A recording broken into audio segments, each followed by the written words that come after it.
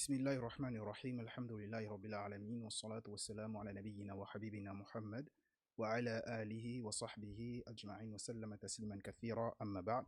اللهم لا علم لنا إلا ما علمتنا إنك أنت العليم الحكيم. اللهم علمنا ما ينفعنا وانفعنا بما علمتنا وزدنا علما وأرنا الحق حقا وارزقنا اتباعه وأرنا الباطل باطلا وارزقنا اجتنابه وجعلنا ممن يستمعون القول فيتبعون أحسن أولئك الذين هداهم الله وأولئك هم أولو الألباب. اللهم لا سهل إلا ما جعلته سهلا وإنك تجعل الحزن إذا شئت سهلا. والسلام عليكم ورحمة الله وبركاته. بارك الله فيكم. qu'Allah vous bénisse.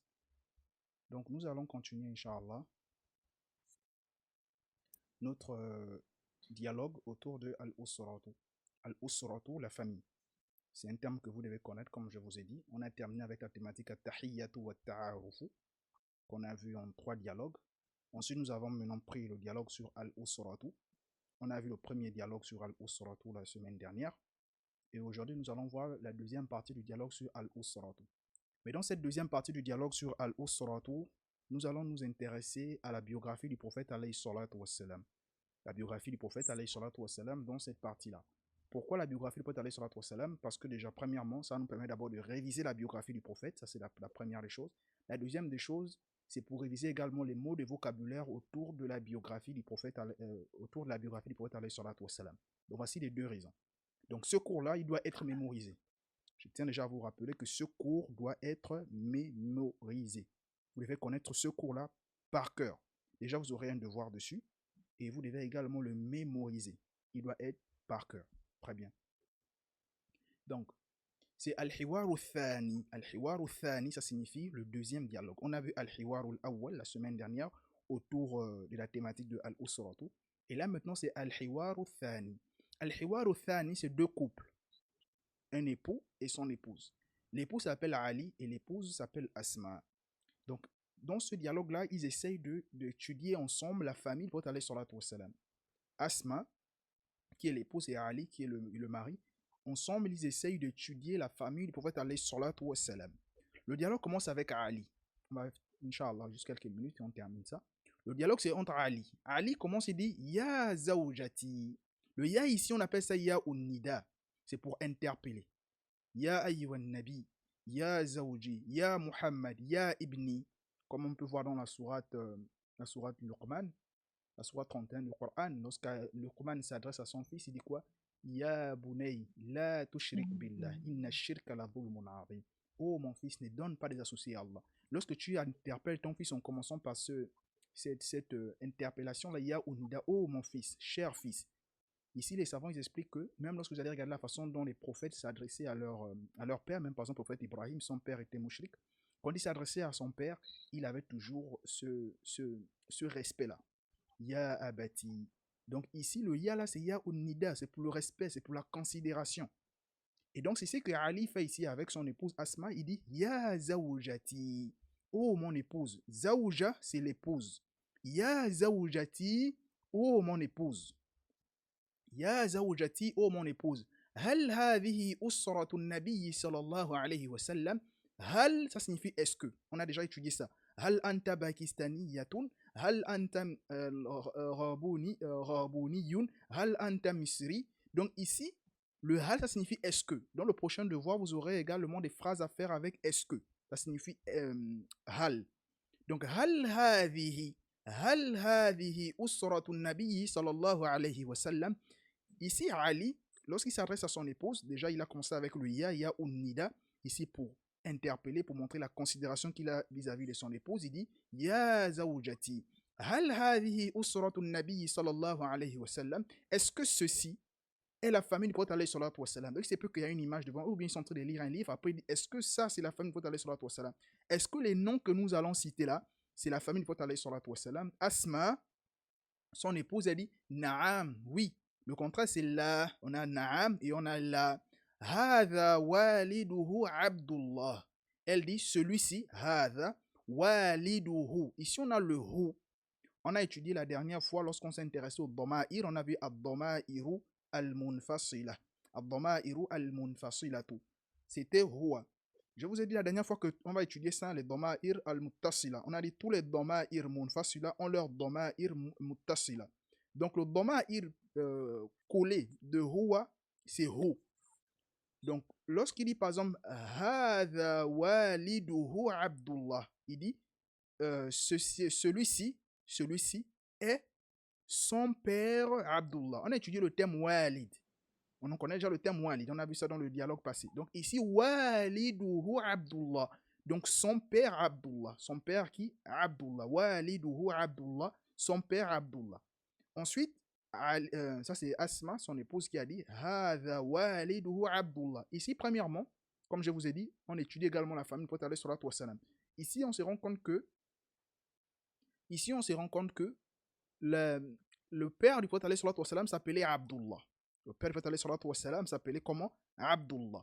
Et donc on dit waliduhu Abdullah, son père Abdullah. Ensuite Ali dit Hadihi walidatuhu Amina. Regardez ici, il n'a pas dit ici Hadihi ummuhu. Et ici, son épouse n'a pas dit Hadha abuhu. Non, on a étudié le terme walid, c'est pour dire le père géniteur, le père qui l'a mis au monde, la mère qui l'a mis au monde, donc le père géniteur. Donc, Naam hadha waliduhu Abdullah. Naam, celui-ci est son père Abdullah. Hadihi walidatuhu Amina. Celle-ci est sa mère Amina. Je vous ai dit, en même temps qu'on étudie le mot de vocabulaire, on étudie également la biographie du prophète alayhi salatu wassalam. On joint l'utile à l'agréable. L'utile à l'agréable. Donc ici, son père, on a le terme walid et on a le terme walida. Walid, père géniteur, walida, c'est également la mère que nous avons au monde. Et ici, la mère du prophète alayhi salatu wassalam s'appelle comment? Amina. Son père s'appelle comment? Abdullah. Asma, wa hadha jadduhu Abdul Muttalib. Abdul Muttalib. Donc ici, Jad, ça signifie quoi, Jad? Jad signifie quoi? Jad. Grand-père. Grand-père, très bien. Donc, wa hadha jadduhu Abdul Muttalib. Donc ici, on comprend que le grand-père de Alayhi salatu wassalam du côté paternel s'appelait Abdul Muttalib. Abdul Muttalib, c'est le grand-père du prophète Alayhi salatu wassalam. Donc, c'est-à-dire le père de Abdullah, donc du côté paternel. وَهَذَا عَمُّهُ الْعَبَّاسِ. Ici, on a utilisé le terme am. Je vous ai dit que le am, c'est l'oncle paternel ou l'oncle maternel? Am. L'oncle paternel. L'oncle paternel. Très bien. Donc, on comprend ici que l'oncle paternel du prophète alayhi salatu wassalam, c'était Al-Abbas. Bien, comment s'appelait Al-Abbas? Voilà pourquoi ici, le terme que Ali a utilisé, il a dit ammuhu. Il n'a pas dit khaluhu, parce que le khal, c'est l'oncle maternel. Donc ici, il a dit ammuhu al-Abbas. Et donc, son oncle paternel, c'est-à-dire le fils de Abdul Muttalib, et donc le frère de Abdullah, c'est Al-Abbas. C'est qui? Al-Abbas. Ensuite, Asma, wa hadha ammuhu Hamza. Vous voyez? On a encore utilisé le terme ammuhu, c'est-à-dire son oncle encore paternel, c'est Hamza. Donc, le frère de Al-Abbas est également le frère de Abdullah et donc les fils de Abdul Muttalib. Vous voyez ici, on étudie quoi? La biographie du prophète alayhi salatu wassalam, et on étudie également les mots de vocabulaire. On va aller vite, Inch'Allah. Wa hadha ammuhu Abu Talib. Abu Talib, c'est l'oncle du prophète alayhi salatu wassalam qui l'a soutenu, n'est-ce pas? Qui l'a soutenu. Oui. Et ici, vous voyez, on a toujours dit ammuhu Abu Talib. Abu Talib, qui est malheureusement mort kafir. Et Al-Abbas et Hamza, ils se sont convertis en islam. Mais Abu Talib, qui est mort kafir, c'est également le frère de Abdullah, le fils de Abdul Muttalib. Donc, wa hadha ammuhu Abu Talib. Toujours le thème am. Ensuite, Asma. Wa hadhihi ammatuhu Safiya. Safiya, regardez le thème qu'on a utilisé, c'est ammatuhu. C'est-à-dire que c'est sa tante paternelle. Ce n'est pas sa tante maternelle. Ce n'est pas la tante du côté de Amina. C'est la tante du côté de Abdullah. C'est la tante du côté de Abdullah. Donc c'est son père Abdullah. Donc, wa hadhihi ammatuhu Safiya. Et donc, sa tante du côté paternel, donc la sœur de Abdullah et la sœur de Al-Abbas, la sœur de Hamza, c'est Safiya. C'est Safiya. Donc, wa hadhihi ammatuhu Safiya. Wa hadha ibnuhu Al-Qasim ya zawji. Ici, c'est Asma qui parle. Elle dit, et celle-ci est sa tante paternelle, Safiya, et celui-ci est son fils Qasim. Il a eu un premier fils qui s'appelle Qasim, et elle dit, ya zawji, oh mon époux. Vous voyez? Elle aussi, elle dit, oh mon époux, donc pour montrer la considération. Ensuite, Ali dit, wa hadha ibnuhu Abdullah. Donc, vous voyez, il a eu un fils qui s'appelait Qasim, un deuxième fils qui s'appelait Abdullah. Et Asma dit, wa hadha ibnuhu Ibrahim. Il a eu un autre fils également qui s'appelait Ibrahim. Et Ali, wa hadhihi ibnatuhu Fatima. Et il a dit, celle-ci est, il a eu une fille qui s'appelait Fatima. Et Asma, wa hadhihi ibnatuhu Ruqayya. Et celle-ci est sa fille Ruqayya. Wa hadhihi ibnatuhu Zainab. Il a une fille qui s'appelait Zainab. Et Asma, wa hadhihi ibnatuhu Kulthum. Au total, il a eu combien d'enfants? Prophète alayhi salatu wassalam.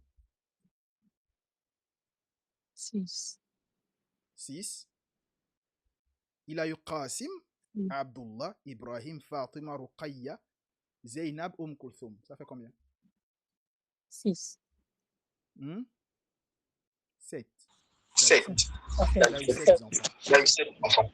Il a eu combien de filles et Il a eu combien de filles et combien de garçons? Il a eu 3 garçons. Il a eu 3 garçons. 4 filles. Il 4 a eu filles. Al-Qasim Il a eu Al-Qasim et Abdullah et et Abdullah Ibrahim. Ça et c'est 3 Ibrahim. garçons. Ça c'est Et 3 les garçons. filles, Et les filles, Fatima, Fatima, Ruqayya, Zainab et Kulthum. ça fait 4 Donc 4 filles et Donc 4 filles et s'il vous plaît. les micros, s'il vous plaît.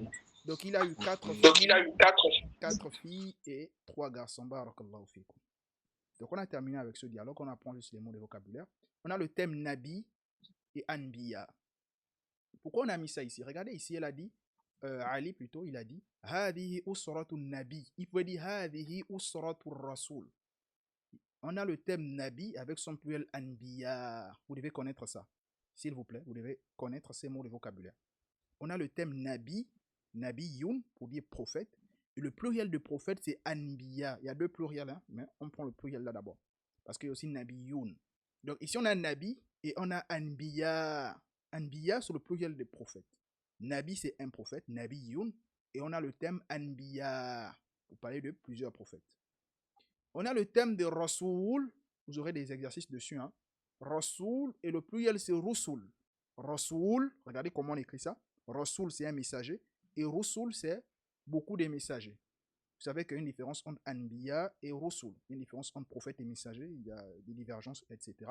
Mais de façon la plus simple, c'est que Anbiya, un prophète, c'est que il ne vient pas avec une nouvelle législation. Il ne vient pas avec une nouvelle législation. Mais le Rasoul, le messager, il vient avec une nouvelle législation. Voilà pourquoi vous allez trouver des prophètes qu'on appelle prophètes et messagers. Nabi ou Rasoul. Mais il y a des gens qui seront uniquement Nabi. Mais tu ne peux pas être uniquement Rasoul. Parce qu'un Rasoul est un Nabi. Mais un Nabi ne peut pas forcément être un Rasoul. Donc c'est ça. On ne va pas rentrer dans les détails techniques, mais c'est un peu ça la différence. Et le premier prophète, c'est Adam alayhi salam. Le premier, c'est Adam alayhi salam. Et le dernier, comme vous savez, c'est Muhammad alayhi salam, qui était Nabi et Rasoul, prophète et messager.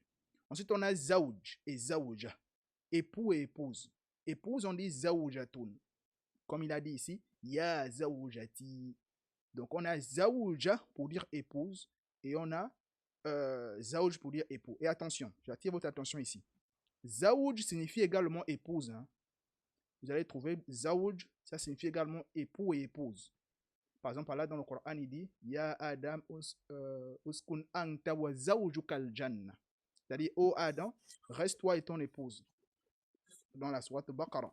Vous voyez là, il a dit anta wa zawjuka. Il n'a pas dit wa zawjatuka. Il a dit wa zawjuka. Wa zawjukal janna. Donc, ici, là, j'ai étudié le terme Zawj.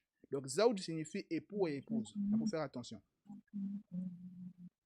On a le terme Ab et le terme On a le terme Ab et le terme Ici, ce n'est pas forcément le père ou bien la mère géniteur. Donc, le terme Ab, c'est pour dire père, c'est pour dire mère. On a Mahada. Là-bas, on a étudié Manhada. Et à la fin du cours de la dernière fois, on a vu également Mahada. Et ici, on a Mahada. On a le Qalam pour dire stylo. On a Miftah pour dire la clé. Maktab pour dire bureau, Serir pour dire lit et Kursiyun pour dire chaise. Ici, ce sont les choses. Ashia, Qalam, Miftah, Maktab, Serir, Kursi. Et donc, on fait ce petit exercice-là et on s'arrête là pour aujourd'hui. Donc là, j'ai besoin de votre participation. On fait cet exercice, Inch'Allah. Donc, on a les questions ici. On a Man Hada. هذه ما هذا et ما هذه. Ici, on a une femme. Donc, Ici, on a une femme. Donc, ça peut être Ami, ça peut être ça peut walidi, être ça peut être... Voilà, chacun donne la réponse. voilà, chacun donne la réponse. Ici, je vais dire man Ici, je veux dire man hadhihi, man hadha ou bien ma hadhihi. ou bien ma. Quand je vais m'adresser à cette image, Quand je m'adresse à cette image, je vais dire quoi?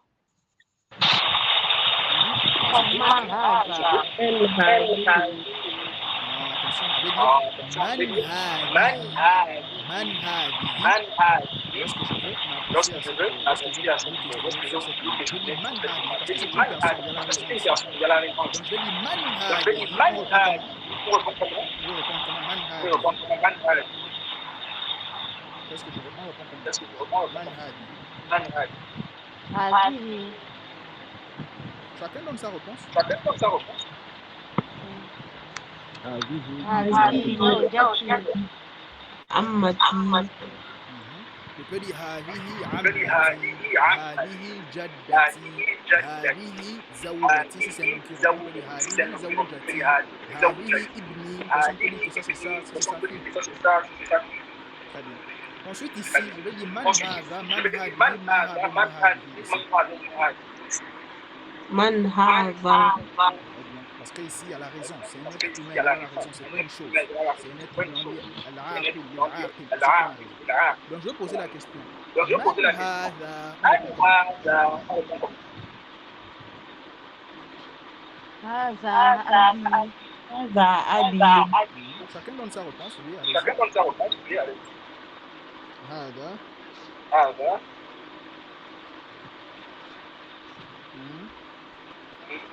هذا أستاذ نعم.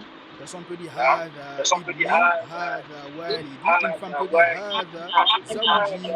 Une personne peut dire هذا أستاذي. Une personne peut également dire هذا أستاذه. C'est-à-dire c'est son enseignant. هذا ابنه.